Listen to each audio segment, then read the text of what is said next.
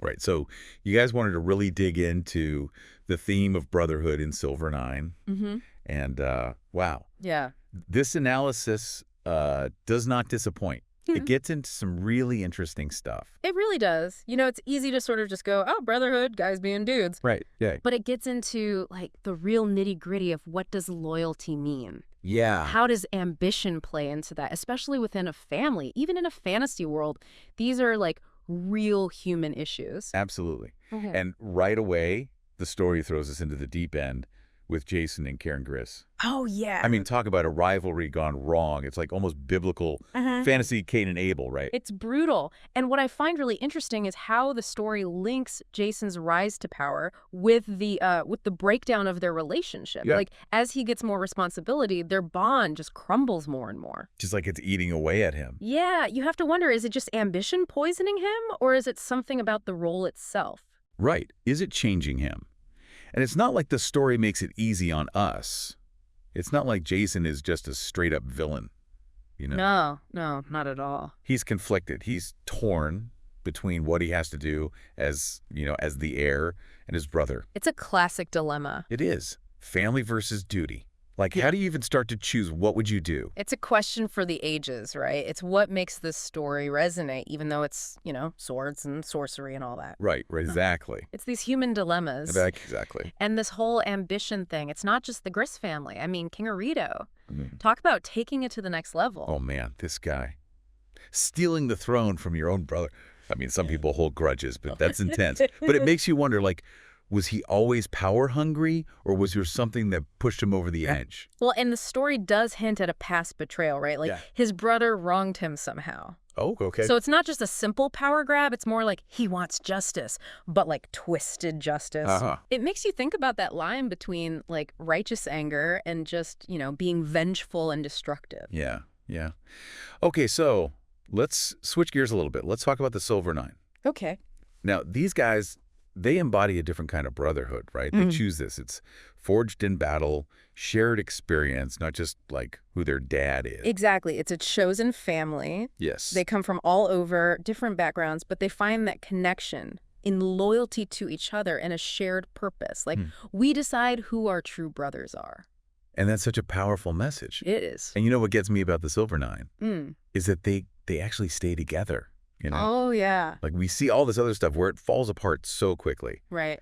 But these guys, they have each other's backs no matter what. It really shows you what that shared sacrifice can do. Absolutely. That loyalty, it's unshakable. It is. It's like inspiring in a way. It really makes you think about, like you said, they chose this. It wasn't thrust upon them. It's like they embody the ideal of brotherhood in a way that some of the other relationships, they just can't. Because they're more real. Almost. Yeah, or at least it's a different definition. It's like they're redefining what it means to be a family. Yes. Yeah. Okay, but speaking of families, Okay. let's talk about Yizuo. Talk about, like, a change of pace. Right. It's a different side of things, for sure. Because his story, it's not really about fighting, right? It's about, like, the absence of it, the absence of a brother. Exactly. It's more about what's not there. It's like you can feel that weight. It's kind of sad, actually. Yeah. Like, he's haunted, Yeah, by the memory, by what could have been. And it affects everything, like how he interacts with people, how he, lives his life. It's powerful how the story shows that, Even when someone's gone, that connection, it doesn't just disappear. It shapes you. Yeah.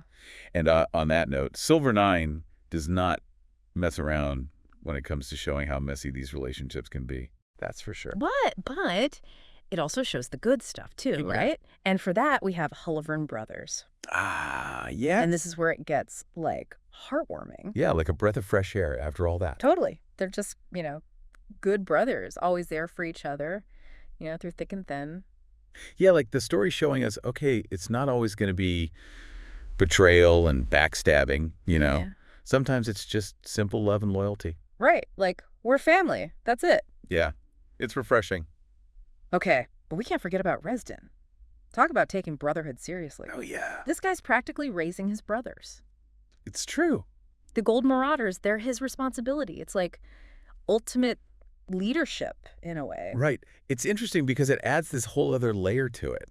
Like, it's not just about being there for someone. It's about guiding them, protecting them, being responsible for them. Right. Like he's taken it upon himself to make sure they turn out okay. It makes you think about leadership differently. Right. Like it's not always about being in charge. Yeah. Yeah. It's not always about like giving orders or running a country. Exactly. Sometimes it's about, like you said, raising someone. Guiding them. Yeah, being there for them. And that's a kind of leadership too, isn't it? It's like Resonance saying brotherhood is about the future, not just the here and now. That's a good point. And when you look at it that way, all these stories in Silver Nine, they paint such a well-rounded picture, They do. We've got the betrayal, the loyalty, the love, the loss. Everything. Everything. It's kind of amazing how much they packed in there. But I think what really gets me is how much choice matters, It's not just about who your family is, it's about what you do with it. The decisions you make. Yeah, totally. Like the sacrifice. Like with Jason, right? Yes. That impossible choice he had to make. Or even just the Silver Nine choosing each other again and again. Exactly. It's like, it's active, It's not just something you are, it's something you do. Wow, that's good.